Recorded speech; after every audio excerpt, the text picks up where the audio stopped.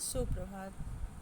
आज हम लोग हिंदी सुबोध का तीसरा पाठ भीड़ में खोया आदमी पढ़ेंगे। प्रस्तुत पाठ जो है जनसंख्या शिक्षा से संबंधित है।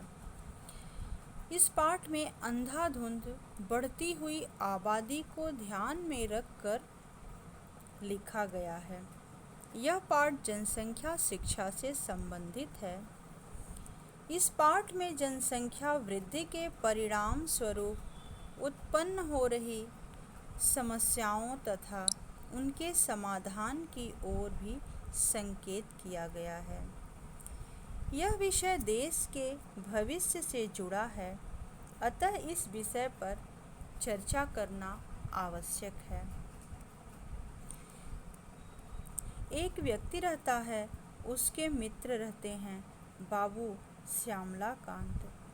सीधे साधे, परिश्रमी और ईमानदार, किंतु निजी जीवन में बड़े लापरवाह रहते हैं। जैसे लगता है कि उन्होंने घर में बच्चों की फौज खड़ी कर ली है।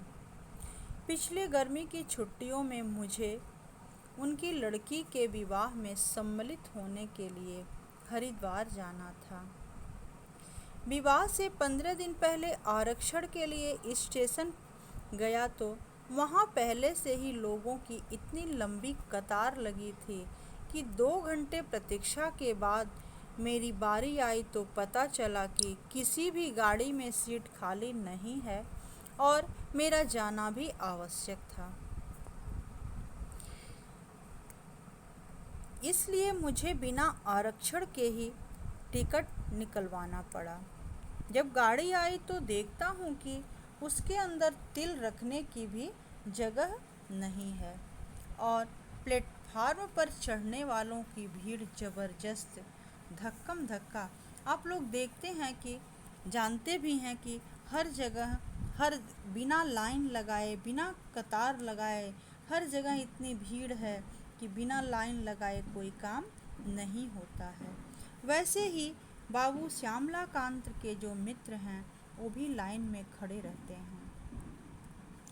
फिर कुछ दिन बीतता है और श्यामलाकांत जी का जो बड़ा लड़का दीनानाथ वह नौकरी के चक्कर में भटक रहा होता है। रोजगार दफ्तर खुल गए हैं, लेकिन उनके लिए कोई रोजगार नहीं। रोजगार के लिए वह जाता है नौकरी पाने की आशा में, पूरे दिन लाइन में खड़ा रहता है और बाद में पता चलता है कि तुम्हारी योग्यता के तो हजारों व्यक्ति पहले से ही कार्यालय में नाम दर्ज करा चुके हैं। बेचारा निराश होकर के घर लौट आता है। बेरोजगारों की इतनी बड़ी भीड़ लगी हुई है। बेचारा जब घर पहुंचा तो छोटे से मकान में सामान की ठूसम ठास और बच्चों की भीड़ देख करके दम घुटने लगा। फिर मैं अपने दोस्त श्यामलाकांत से पूछा, क्या तुम्हारे पास यही 2 कमरे हैं? वे बोले, क्या करूं मित्र, 2 वर्ष पहले इस शहर में आया था, तभी से मकान की तलाश में भटक रहा हूँ। शहर के चक्कर काट काट के जूते घिस गए। निराश होकर जब थक गया तब साल भर बाद मकान के नाम पर सिर छिपाने के लिए गली के अंदर यह छत मिली है। यानी कि शहरों में मकान ले किराए पे रहने वालों की भी इतनी भीड़ है कि किराए के लिए मकान नहीं मिल रहा है। कॉलोनियाँ भरी पड़ी हुई हैं। हमारे देश में बढ़ती हुई आबादी का ही दुष्परिणाम है कि जनसंख्या बढ़ रही है, मकान और खाद्यान्न जो हैं वो घट रहे हैं। उसी समय क्या होता है कि श्यामलाकांत जी की पत्नी जलपान लेकर आईं। उनके पीछे 3 छोटी लड़कियां थीं और पल्ला पकड़े 2 छोटे लड़के, 5 बच्चे। मैं उनकी दुर्बल काया और पीला चेहरा देख करके स्तब्ध रह गया। मैंने पूछा, कब से अस्वस्थ हैं?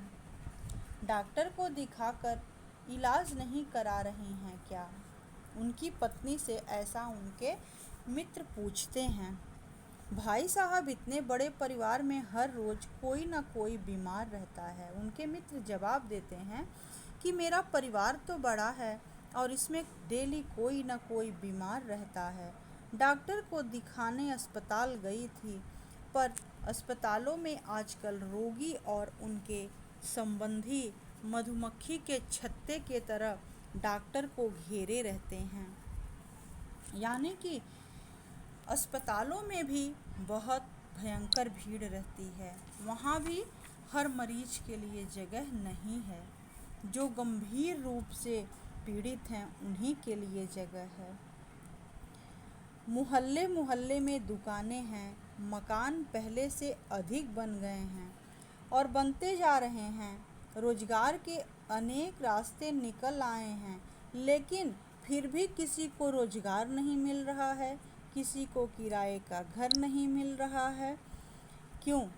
क्योंकि जनसंख्या इतनी ज़्यादा बढ़ गई है कि जितनी जगह नहीं है उससे ज़्यादा लोग हैं।